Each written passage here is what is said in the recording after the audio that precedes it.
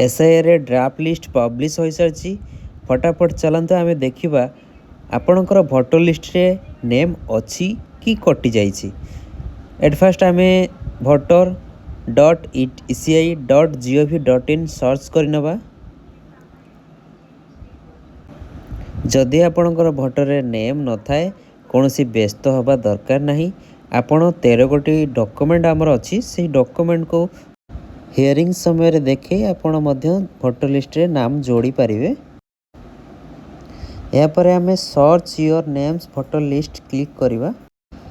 तीन प्रकार रे आम देखिपर। गोटे हूँ आपणकर search your EPIC number, search by details किंबा सर्च बाय फोन नंबर। आम एठी एपिक नंबरटा को एंट्री करुचे।